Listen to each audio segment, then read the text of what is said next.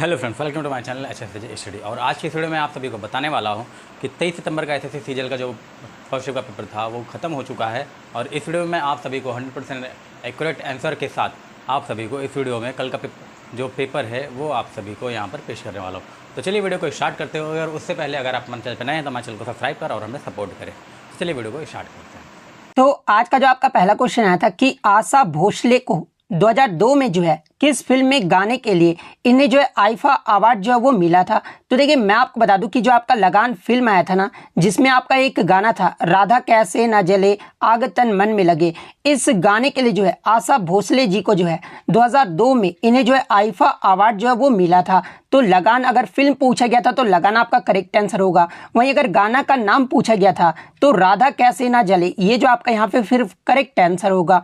इसके अलावा आशा भोसले जी के अन्य पुरस्कार की बात कर ले तो देखिए इन्हें 2008 में जो है पद्म विभूषण पुरस्कार से जो वो सम्मानित किया गया था। 2000 ईस्वी में जो इन्हें दादा साहब फाल्के अवार्ड से भी जो वो सम्मानित किया गया था।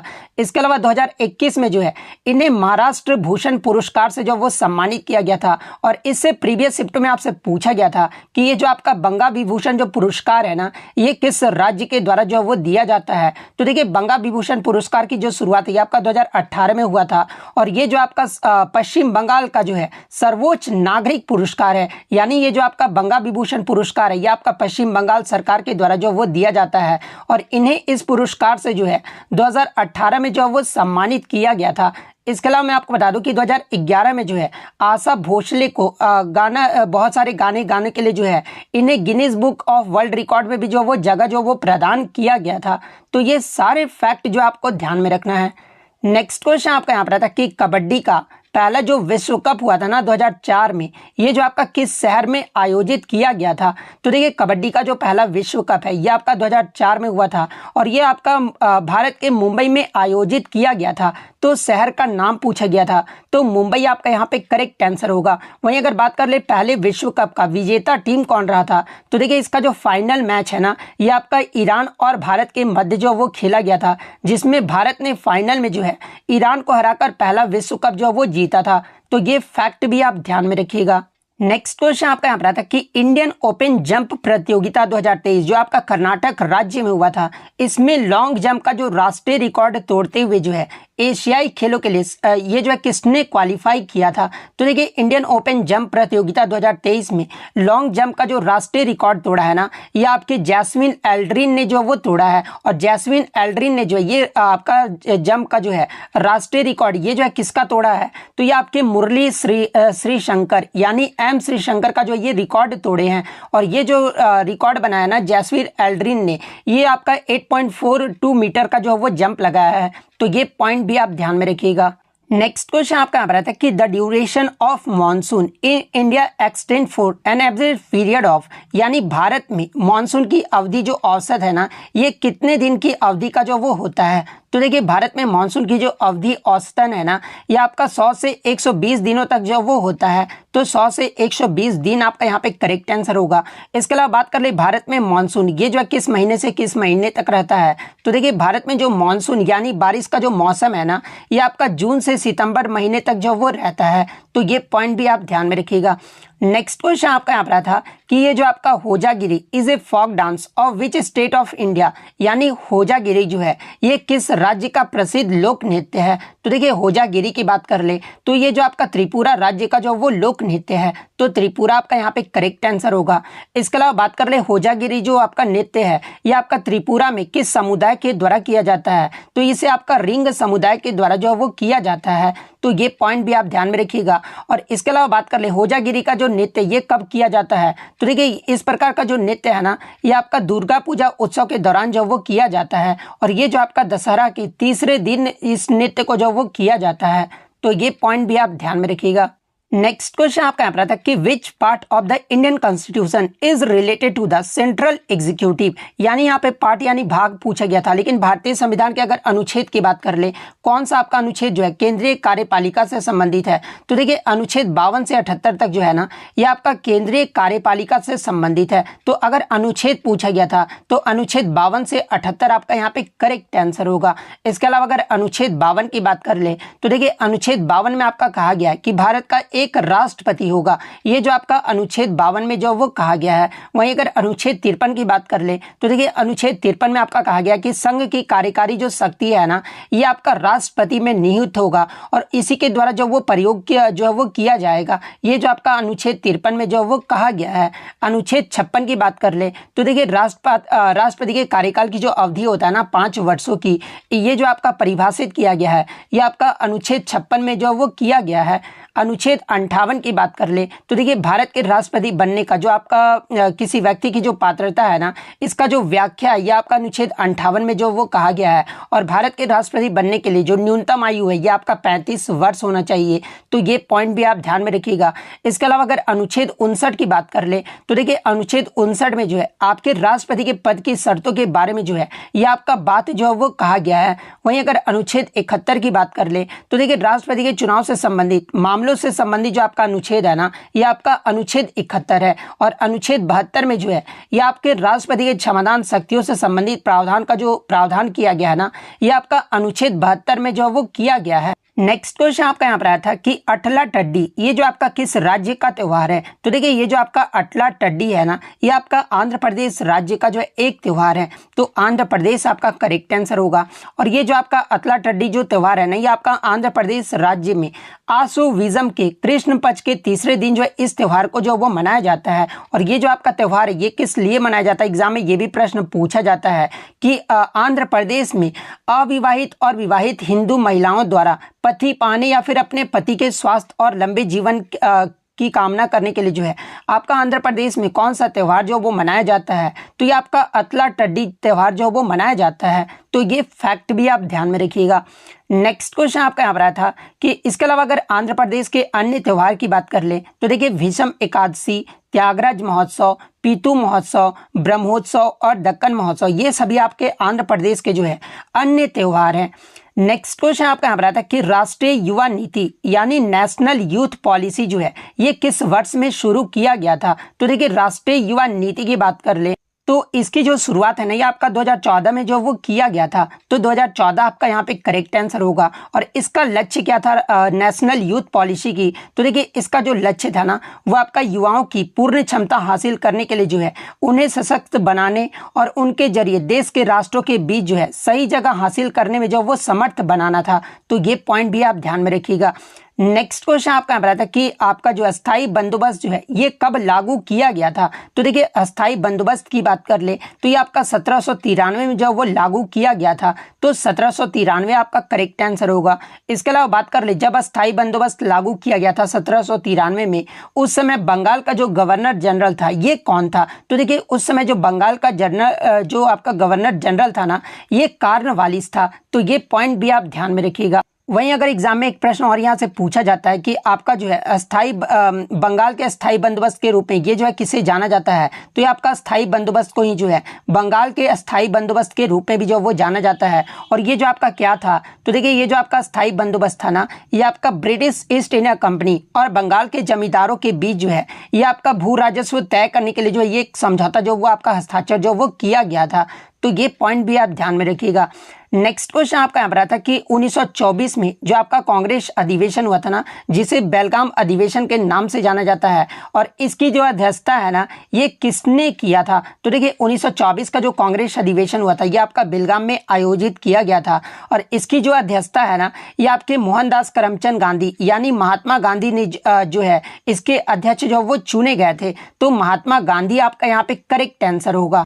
इसके अलावा अगर महात्मा गांधी की बात कर ले तो इन्होंने जो है अभिव्यक्ति की स्वतंत्रता के अधिकार की पुष्टि के लिए जो है व्यक्तिगत सत्याग्रह की शुरुआत भी जो वो किए थे। और जो आपका 1942 में जो आपका भारत छोड़ो आंदोलन हुआ था ना, ये आपका गांधी जी के द्वारा ही जो वो शुरू किया गया था। वहीं अगर सविनय अवज्ञा आंदोलन की बात कर ले तो ये जो आपका मार्च 1930 में गांधी जी के नेतृत्व में जो है ये आपका शुरू किया गया था। तो देखिए अब आपका जो है कांग्रेस अधिवेशन से प्रश्न आने लगे हैं। तो देखिए अगर INC आईएनसी की बात कर ले तो देखिए आईएनसी की जो स्थापना है ना, ये आपका दिसंबर जो है 1885 में हुआ था। और इसके जो स्थापना ये किसके द्वारा किया गया था, तो देखिए आईएनसी की जो स्थापना है ना, ये आपका एहो ह्यूम के द्वारा जो वो किया गया था। और इसके पहले अधिवेशन के जो अध्यक्ष है ना, ये आपके WC बनर्जी यानी वेमेश चंद्र बनर्जी को जो वो बनाया गया था। और पहला ही जो सत्र हुआ था 1885 में, ये कहाँ पर आयोजित किया गया था, तो ये आपका बॉम्बे में आयोजित किया गया था। तो ये पॉइंट भी आप ध्यान में रखिएगा। इसके अलावा अगर दूसरे अधिवेशन के बारे में पूछा जाए तो देखिए दूसरा जो अधिवेशन हुआ था ना आईएनसी का, ये आपका 1886 में हुआ था। और ये जो आपका कलकत्ता में आयोजित किया गया था। और इसकी जो अध्यक्षता है ना, ये दादा भाई नौरोजी के द्वारा जो वो किया गया था। और दादा भाई नौरोजी जो है ये आपके कांग्रेस के पहले पारसी राष्ट्रपति या फिर गैर हिंदू अध्यक्ष भी थे। तो ये पॉइंट भी आप ध्यान में रखिएगा। एग्जाम में पूछा जाता है कि आईएनसी के पहले पारसी जो अध्यक्ष है ये किसे चुना गया था, तो ये आपका दादा भाई नौरोजी को जब वो चुना गया था। और तीसरा अधिवेशन भी जो आपका इंपॉर्टेंट है क्योंकि आपका 1887 में हुआ था और ये जो आपका मद्रास में आयोजित किया गया था। और इसके जो पहले जो अध्यक्ष है ना, ये बदरुद्दीन तैयबजी जो वो बनाए गए थे। और ये जो आपके कांग्रेस के पहले मुस्लिम अध्यक्ष जो वो बनाए गए थे। एग्जाम में पूछा जाता है कि कांग्रेस के पहले मुस्लिम अध्यक्ष ये जो है कौन बने थे, तो ये आपके बदरुद्दीन तैयबजी बने थे। तो ये पॉइंट भी आप ध्यान में रखिएगा। वहीं अगर आईएनसी के पहले विदेशी अध्यक्ष के बारे में पूछा जाए तो देखिए आईएनसी के पहले जो विदेशी अध्यक्ष थे ना, ये आपके जॉर्ज यूल थे। और जॉर्ज यूल ये जो आपका किस अधिवेशन की अध्यक्षता किए थे, तो देखिए 1888 का जो आपका इलाहाबाद अधिवेशन हुआ था ना, इसकी अध्यक्षता जो ये आपका जॉर्ज यूल के द्वारा जो वो किया गया था।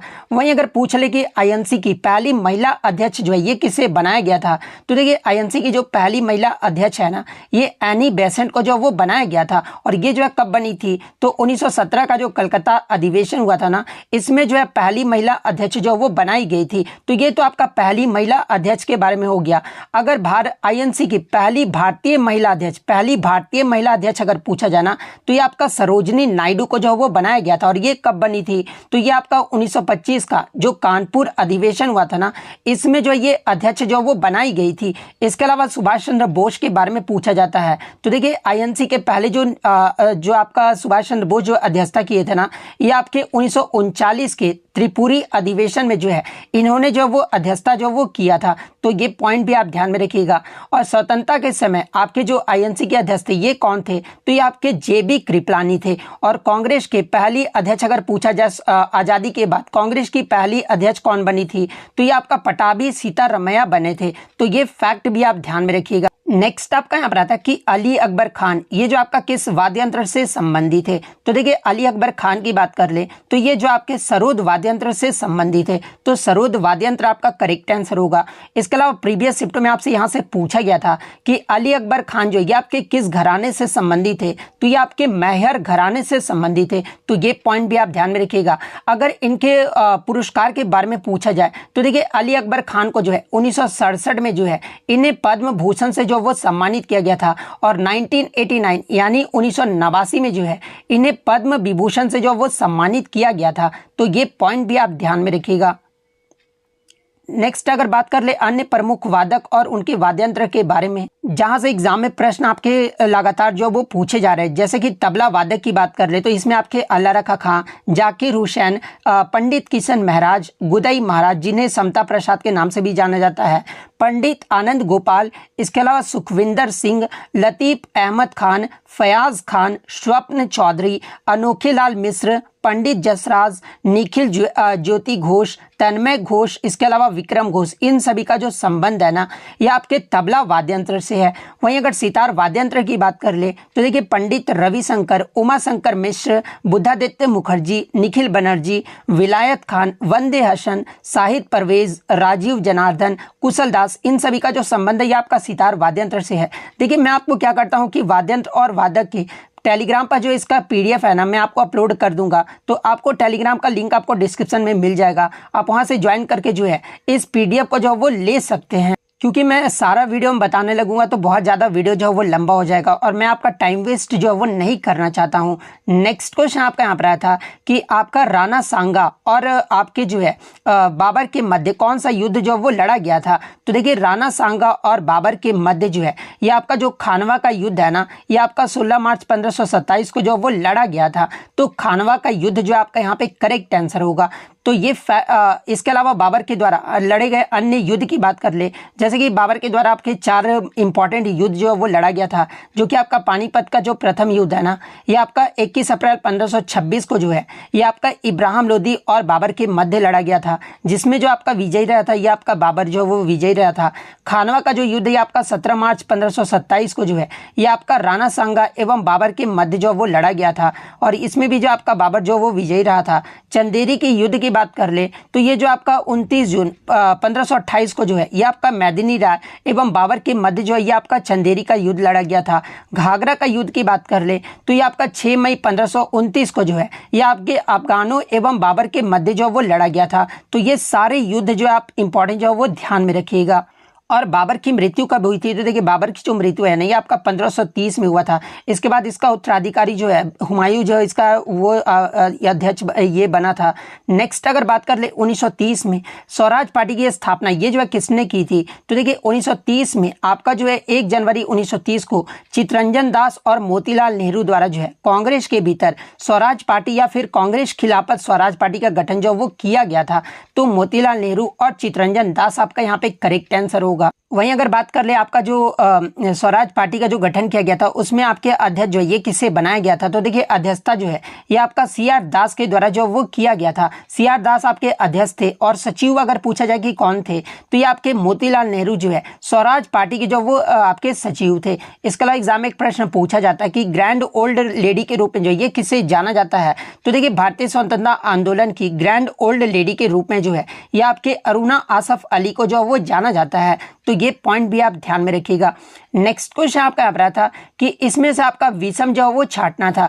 आपका 4 ऑप्शन दिया गया था, गोदावरी, गंगा, सिंधु और ब्रह्मपुत्र में जो इसमें आपका कौन सा विषम है यानी ऑड वन आउट है। या फिर क्वेश्चन ये पूछा गया था कि उत्तर भारत में कौन सी नदी कृषि से संबंधित नहीं है, तो ऑप्शन में आपका एक गोदावरी भी दिया गया था। तो देखिए ये जो आपका गोदावरी नदी है ना ये आपका उत्तर भारत का नहीं है, बल्कि ये जो आपका दक्षिण भारत की जो है ये प्रमुख नदी है। और ये जो आपका गोदावरी नदी है ना ये महाराष्ट्र, तेलंगाना और आंध्र प्रदेश से होकर जो ये बहता है और बंगाल की खाड़ी में जो ये आपका नदी जो वो गिरता है। वहीं अगर उत्तर भारत में प्रमुख नदियों की बात कर ले जैसे कि गंगा, यमुना और सतलज, ये जो तीनों नदियां हैं ना ये आपके उत्तर भारत में कृषि के लिए जो वो महत्वपूर्ण है। लेकिन ये जो आपका गोदावरी है ना ये आपका उत्तर भारत का नहीं, ये आपका दक्षिण भारत का प्रमुख नदी है, इसलिए गोदावरी आपका यहाँ पे करेक्ट आंसर होगा। नेक्स्ट आपका यहाँ रहा था कि संविधान के किस भाग में जो है पंचायती राज से संबंधित प्रावधान जो वो लागू किए गए हैं, तो देखिए संविधान के भाग 9 में जो है पंचायती राज से संबंधित प्रावधान जो वो लागू किए गए हैं, तो भाग 9 आपका करेक्ट आंसर होगा। वहीं अगर अनुच्छेद की बात कर ले तो देखिए पंचायती राज का जो गठन है ये आपका किस अनुच्छेद में उल्लेख किया गया है, तो ये आपका अनुच्छेद 40 में किया गया है। वहीं अगर पंचायती राज से संबंधित अनुच्छेद की बात कर ले तो ये आपका अनुच्छेद 243 से लेकर जो है 243 ओ तक है। तो ये पॉइंट भी आप ध्यान में रखिएगा। और संविधान में जो एक आपका नया भाग जोड़ा गया था ये किस संविधान संशोधन के द्वारा जो वो जोड़ा गया था, तो देखिए 73वां जो आपका संविधान संशोधन हुआ था ना आपका 1992 में हुआ था और लागू जो हुआ था ये आपका 1993 में हुआ था। तो इसी संशोधन के माध्यम से जो है आपके संविधान में एक नया भाग जो कि आपका भाग 9 को जो वो जोड़ा गया था। तो ये पॉइंट भी आप ध्यान में रखिएगा। वहीं अगर संविधान के भाग 6 की बात कर ले तो ये आपका राज्य का जो संबंधित है ना ये आपका भाग 6 से है। भाग 7 की बात कर ले तो ये जो आपका संविधान का भाग जो 7 है ना ये आपका 1956 द्वारा जो है इसे निरस्त जो वो कर दिया गया था। यानी जो 7वां संशोधन अधिनियम हुआ था 1956 में, इसके द्वारा जो आपका भाग 7 को जो वो निरस्त कर दिया गया था। संविधान के भाग 8 की बात कर ले तो ये जो आपका केंद्र शासित प्रदेश से जो वो संबंधित है। भाग 1 की बात कर ले तो ये आपका संघ और उसके प्रदेश से संबंधित है। संविधान के भाग 2 जो है ये आपका नागरिकता से संबंधित है। संविधान का भाग 3 जो है ये आपका मौलिक अधिकार यानी फंडामेंटल राइट से संबंधित है। और संविधान के भाग 3 को जो है भारत का मैग्ना कार्टा का संज्ञा भी जो वो प्रदान किया गया है। भाग 4 की बात कर ले तो ये आपका डीपीएसपी यानी नीति निर्देशक सिद्धांत से संबंधित है। संविधान का भाग 4A जो है ये आपका मौलिक कर्तव्य से संबंधित है। और संविधान का भाग 5 की बात कर ले तो ये जो आपका संघ से संबंधित है। तो ये सारे फैक्ट जो आप ध्यान में रखिएगा। नेक्स्ट क्वेश्चन आपका रहा था कि यदि प्रकाश के पथ में रखी अपारदर्शी वस्तु अत्यंत छोटी हो तो प्रकाश इसके किनारे पर मुड़ने की प्रवृत्ति जो वो दर्शाता है और इस प्रभाव को जो वो क्या कहते हैं। तो देखिए यदि प्रकाश के मार्ग में रखी गई एक अपारदर्शी वस्तु अत्यंत छोटी हो तो प्रकाश में इसके किनारे के चारों ओर मुड़ने की जो प्रवृत्ति दर्शाया जाता है ना, इस घटना को जो है ये आपका विवर्तन जिसे इंग्लिश में जो है डिफ्रैक्शन जो वो कहा जाता है। तो इस घटना को जो है आपका डिफ्रैक्शन यानी विवर्तन जो वो कहा जाता है। तो डिफ्रैक्शन आपका यहाँ पे करेक्ट आंसर होगा। एक क्वेश्चन आपका जो है आसरा पेंशन योजना से पूछा गया था। एग्जैक्टली मुझे प्रश्न नहीं मिल पाया। तो आसरा पेंशन योजना की जो शुरुआत है ना ये आपका 8 नवंबर 2014 को जो है उस समय जो तेलंगाना के जो मुख्यमंत्री थे ना वो कुंतला चंद्रशेखर रॉय थे और इनके द्वारा यानी तेलंगाना राज्य सरकार द्वारा जो है ये आपका आसरा पेंशन योजना की शुरुआत जो है ये आपका 8 नवंबर 2014 को जो वो किया गया था। और ये जो योजना है ना ये आपके तेलंगाना के महबूबनगर जिले के कोथूर में जो है ये आपका शुरू किया गया था।